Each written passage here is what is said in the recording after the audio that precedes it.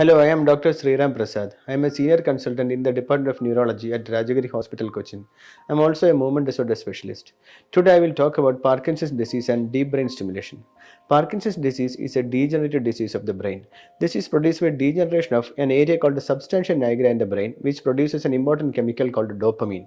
Dopamine is required for the functioning of an area of the brain called basal ganglia.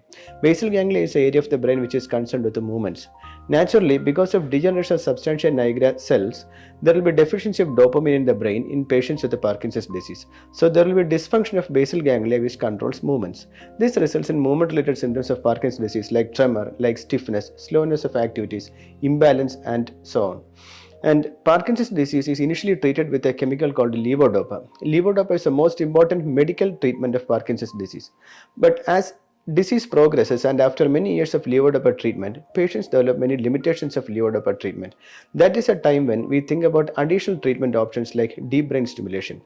Deep brain stimulation is a surgical treatment in which two electrodes are introduced into the brain of the patient. These electrodes are connected through wires to a pacemaker, and the pacemaker is kept on the chest of the patient. And from the pacemaker, the brain of the patient is stimulated through very minute electrical current, and this results in reduction of symptoms of Parkinson's disease.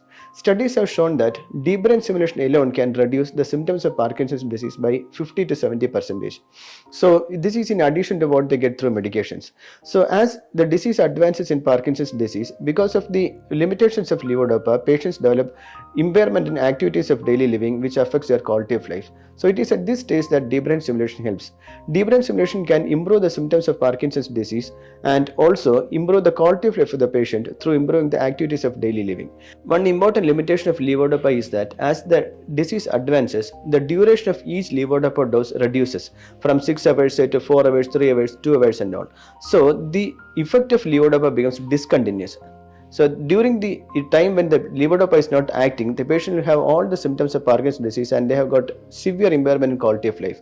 Because deep brain stimulation is a continuous treatment, it works throughout the day and night, throughout 24 hours.